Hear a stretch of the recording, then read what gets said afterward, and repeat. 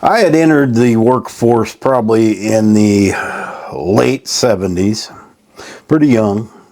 My father had owned a small chain of submarine sandwich places, and started out, doing dishes and little errands and odds and ends, and slowly worked my way up to making sandwiches, working the drive-through. He had an old Tasty Freeze building that he bought and converted that into the sandwich shop. And so that's about when I began. Of course, before that, me and my brothers would go out and mow grass, rake leaves, things kids used to do, collect bottles, but we were always trying to earn a little extra pocket money, and we always found some way to do that, helping someone else out, whatever it was. And then in the probably 1980 was the first time I entered working for someone else where they actually took tax out of my check. And I grew up in Oklahoma. Now, anybody that's lived in anywhere below, I'd say, I don't know, anywhere Midwest down south, the jobs don't pay nearly as good as they would somewhere else, maybe in California or up north. But you take what you can get. Now, I soon realized over the next few years that it sucks working for other people because they don't really care about you. All they care about is that you show up and do your little part, and that's it. They don't want to hear about your personal life. They don't really care about you much. And, I guess you can understand that. That's fine. Years ago, you would get a job. You would work for a company for the rest of your life, and you would retire from that job. And in most places, you would get a pension. If it was a big enough company, you could count. If you put in 30, 40 years, you could retire and draw a pension every single month. And them days have been long gone for a long time. Very few places offer pensions. Mostly if you work for a state or maybe the federal government, jobs like that, you might get a pension. I think a pension kind of, gives you an incentive to stay there. But it's just not done. Now, I had worked a series of different kinds of jobs, working for fast food. I worked for a couple of painters, individual companies, small companies. Those were always better than the bigger companies. When you work for somebody that's corporate, like Burger King or Walmart or any of these kind of jobs, they really don't care about you. And so the topic of this video is, everybody says, younger generation, and I don't speak out for the younger generation much, but I kind of got this part figured out. A lot of people are saying they're lazy and they don't want to work. Well, I don't know if it's that they don't want to work. I think a lot of it is they don't want to work for people that don't care about them, and, there's no benefits to working for these companies. Now, I recall, I spent most of my working career working for major newspapers, Denver Post, Fort Worth Star-Telegram, Las Vegas, St. Paul Pioneer Press, Des Moines Register. I know I'm forgetting some. Big papers, big metro papers, and most of these, not all of them, but some of these were union shops. That's where I made the most money. I had decided young, when I was very young, after the military, that I wasn't going to make any money in Oklahoma. If I wanted to make any kind of income that I could, live off of, I would have to leave the state, and that's what I did. I think I went up to Ohio first, started working for a paper there after a series of, different jobs. I fell into the newspaper trade, and I learned that trade, and I worked my way up into the bigger presses with the bigger papers. And what you find and a lot of these were union shops, which was a very good job. They had a lot of guys. You didn't have to work that hard because printing trade can be very hard if you don't have the right amount of help. And union shops always had plenty of guys on a crew. And then what started happening over the years, even in the union shops, the crews would get smaller. Big companies like Gannett took over these papers. They bought them out. And Gannett is they are the devil. And so they took over. They don't care about the unions. They wouldn't do anything that the unions wanted. The crews got much smaller. The guys were expected to work a lot harder for no extra pay. And this has been the demise of our country and this is how our employers treat Americans today. It's more focused on how much they can make. You are not important to them. You can be replaced. And that's been the mentality for a lot of years. I always despised working for a company or working for, I flat out despised working for anybody, really. I was at my happiest when I was working for myself, doing certain things. But if you can't work for yourself, at least try to work for somebody that's a smaller company where you have a personal connection. And even then, today, they really only care about their profits. I guess in a way you cannot blame it. That no company wants to open up and not care about the profits. But wages, they have not kept up with everything else. Rents have exploded. Cost of living has exploded, but the wages pretty much have not moved up with everything else that's going on. And so now you have companies that are paying a certain wage that you can't make it on. And, a lot of these people figure, well, hell, I can sit home, get on welfare and make that. And there are some jobs that are paying less than what some of these people make getting on welfare, getting food stamps. And when you have a government entity that's offering you more money to just sit home and do nothing, well, what would you do? That was something I never faced. I never had to think about. I always just worked, always worked. But today the wages are so low in a lot of these jobs, and people go to college. I think that's a big waste of time nowadays. They go to college, they get out, and guess what?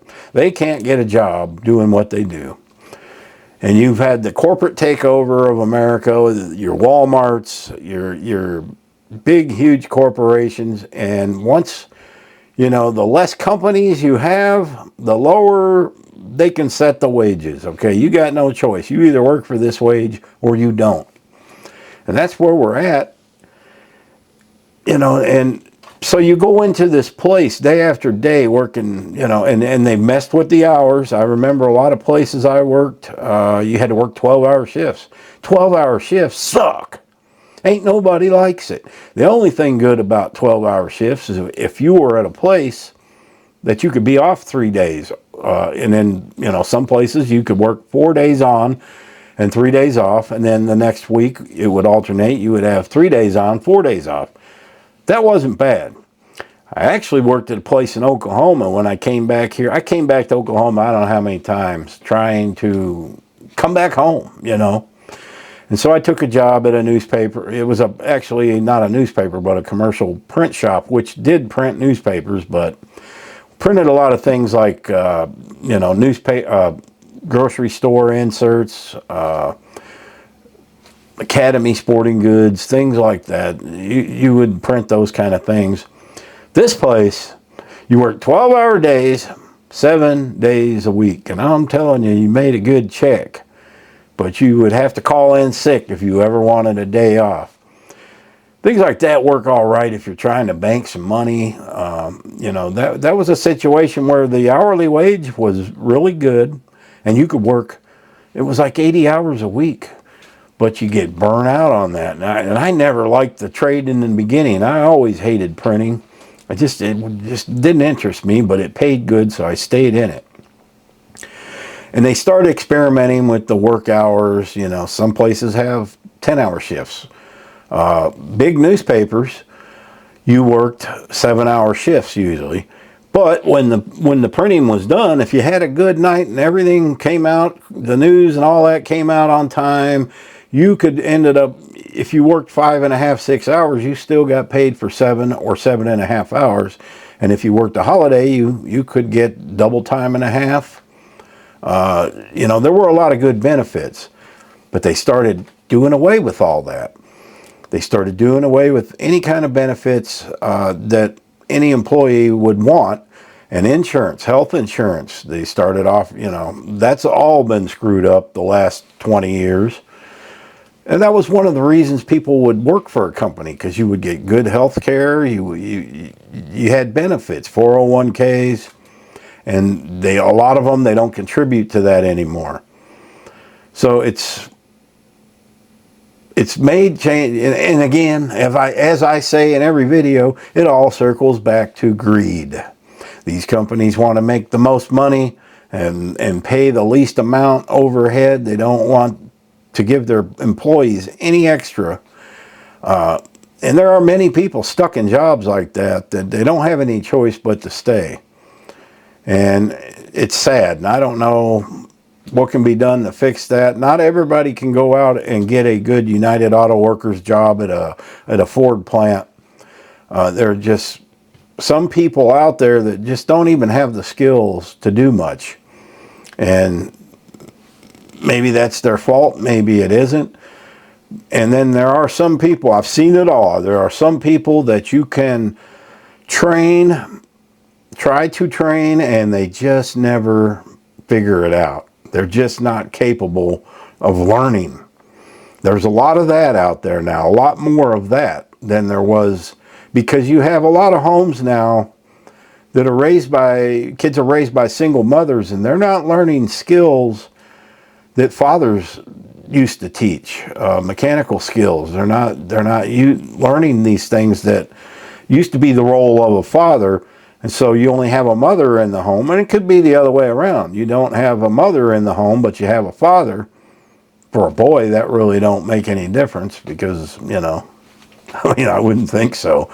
But if you have a single father raising a daughter, well, then they're going to miss out on the things that a mother could only teach them. So in the divorce rates now, you know, you have so many of these families out there raising their kids without the other parent in the home.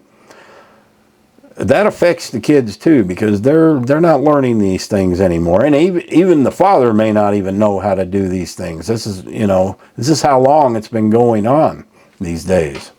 But then there are still families where there's the mother and the father, and they do work with their kids, and they do teach their kids skills that they'll use later on. I was able to, you know, my father used to take us to work with him. He didn't always have a restaurant. He would do route sales. He'd be the guy that bring the chips and all these various things into the grocery store, and he would take us when we were out of school on spring breaks or during the summer. We would take turns riding with my dad, and he wasn't necessarily teaching us to be the route salesman for Frito-Lay or any of that, but he was teaching us work ethic. He was teaching us, yes, you get up at 4 in the morning for all his jobs. The guy always got up at 4 in the morning for his jobs, even when he owned his own place. But it would teach you, yes, to work, you have to get up early. You have to, you know, we would watch him do all that he does, whatever job it was. I mean, he had several, but it was always like route sales. He even had a job where back when TVs had tubes, he would sell the TV tubes. He also had film and batteries, you know, like D batteries, AAA batteries, and then he would just fill the store shelves with that. But we would help him carry these things in, and I remember always we would go in the stores with him, and the managers would see us kids and say, "Oh, you got a helper today," and nobody thought anything of it. You know, that's just how things were done. If you could take your kid to school or to work, they would do that. And maybe some of you that never happened, but that's what happened. So I got to learn what it was like at a very young age very young age, that yes, you have to get up and go, and this is your responsibility. You get to drive this big cool truck, but it's still work. You know, you have to stack these things up, haul them in, do inventory, whatever it is. So I started picking up these kind of skills from my father, and you know, that made it easier for me once I did start working. I kind of knew what the deal was, you know, that it was something that we're faced with doing for the rest of our life unless we hit the lottery. I don't even think we had lottery back then.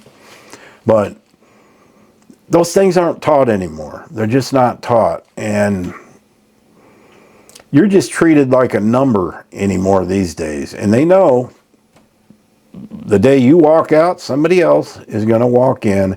So they don't really care about you. There's no respect anymore, no trust. And companies created this environment. So yes, there is a lot of laziness out there right now, more than ever. But I kind of understand. I mean, we have a chicken plant where I live, a Tyson plant. I don't think I'd want to work there. There's nothing about that kind of work that is pleasing, because they usually start you out on the line, I guess. I don't know. I would never even apply to something like that. But that's why you have these places like that, and all they can get to work is immigrants, because nobody else wants to do it. You know, they do have good positions if you're an electrician or some kind of a machinist or whatever. But you got to work your way into those positions. You don't, you know, unless you have a specific skill, you don't just start out at the top or at these high positions. And a lot of people, they don't make it out of the low ones because the low ones usually suck. You're doing the worst work ever created, you know. Who wants to sit there and pluck chickens or whatever I don't know what they do in them places, but we need people to do these things, or we wouldn't have fried chicken, meatloaf, pork chops. Wouldn't have any of that. So let me know what you think. Give me your experience. If you had, you know, I'm sure at least all of you have at least worked for one company that just, and you know, usually everybody always talks bad about where they work. I have worked for some good companies, but they're far and few between. Thank God I don't have to work anymore and deal with that, because I wouldn't even know what that would, you know. My last few jobs were working for the small man, a ranch and then a pawn shop. So I've been out of the trade a while, about 12, 13 years now. So I'm glad I don't have to go back. I couldn't do it now. I just physically couldn't. But let me know what your experiences are. I'd like to hear about it. Put them in the comments. Thanks for watching. Happy trails.